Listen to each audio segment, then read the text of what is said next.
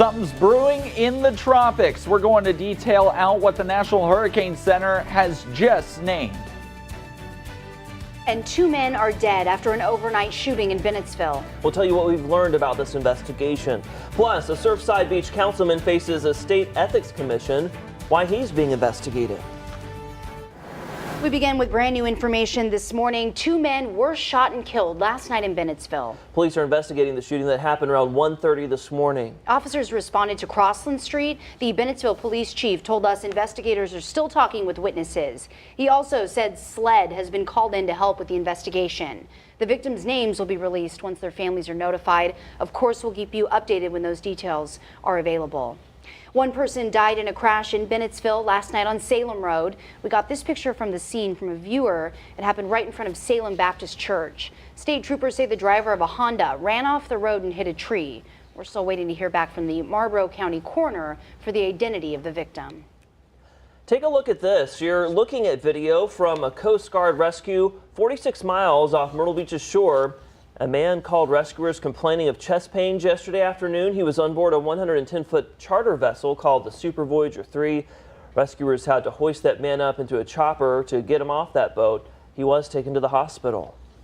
And an update overnight on a new tropical depression forming out in the Atlantic. But first, take a look at this at 6:01. This is how we're waking up at the Marshwalk in Murrells Inlet. That's right. Let's get you out the door and get that check of the tropics. Do we need to be concerned, Sir Zachary? No, we don't need to be concerned. It's been that area of spin we've been watching for the past couple of days in the middle of the Atlantic. Interestingly enough, 4 of the last 5 tropical systems that have formed in the Atlantic this season have been subtropical at some point in their lifespan. You can see subtropical depression number 5, spinning, no threat to land by any means. It's near the Azores, but you can really see that defined spin. And this is why it's a subtropical depression. While the spin is there, the winds extend rather far out from the actual upper level low itself. Maximum winds 35 miles per hour, should become a subtropical or tropical storm at some point either today or tomorrow. But by Friday, it's going to merge with the frontal boundary as it races off towards Ireland and the UK. No threat to us, no threat to the United States.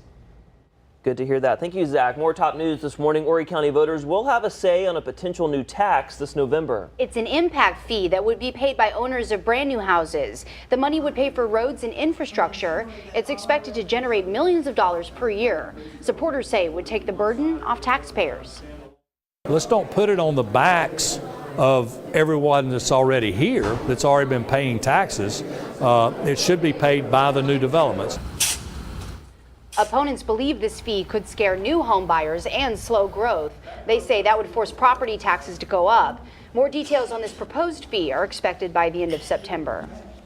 A Surfside Beach councilman will appear before the South Carolina State Ethics Commission on several charges from his 2016 election campaign. Randall Stevens faces 6 charges related to campaign expenses and donations based on a complaint filed by someone in Surfside Beach. Most of the more serious accusations have been thrown out. His hearing will be tomorrow. We have the full list of charges on our website, WPDE.com. Surfside Beach Town Council members addressed the idea of an entertainment district last night. Many people seem to be in favor of it, but questions about businesses being built that exceed the height allowed in Surfside Beach put some people on edge. Rumors were circulating some buildings could exceed the height limit of 55 feet. Town Council decided to defer this item.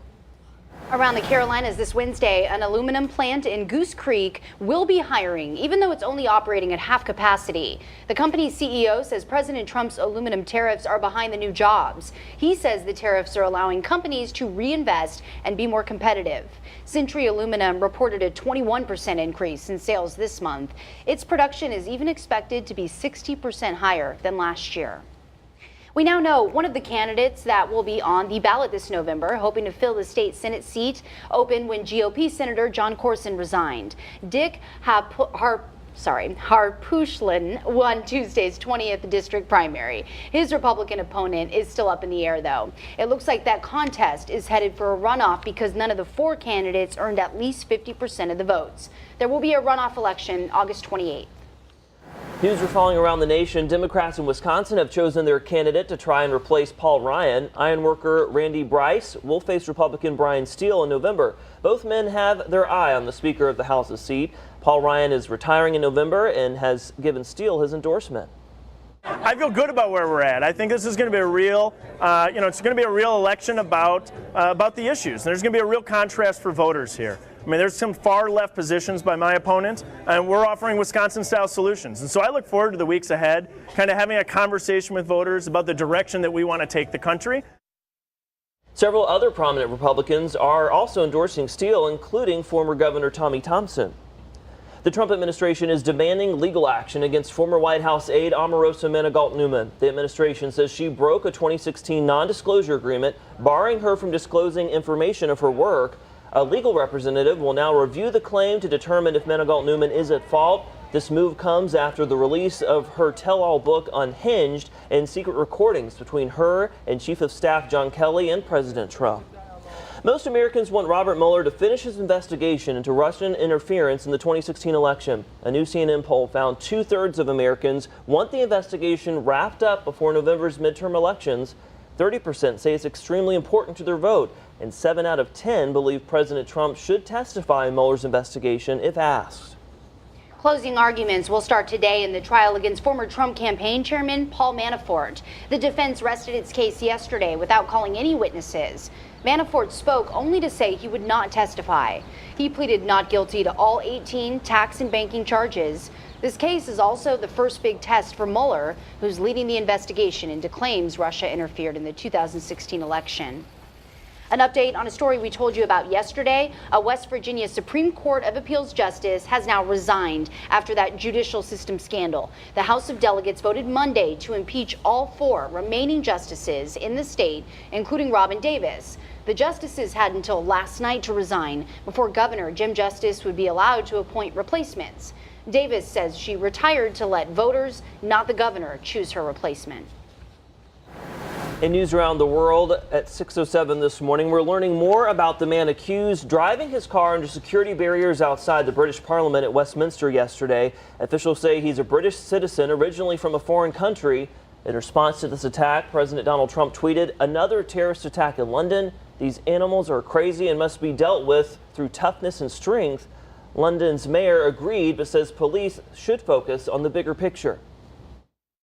I think all of us are angry when it comes to these acts of terror being committed. But all of us must do our best, politicians, to make sure that our police services, our security services have the resources they need to be tough on terrorism, but tough on the causes as well. Several people were hurt in this attack, but none of their injuries are considered to be life-threatening. The University of Maryland is apologizing for the death of a football player. We'll tell you how he died and who officials say is responsible for his death. It's National Relaxation Day, and we are chilling out at Hot Yoga. Stick with us. Looks like a lot of fun, and we are tracking your visibility concerns on your morning rush. If you could hit some of that fog, we're going to break it all down for you. Coming up first, let's take a look at the beach and boating.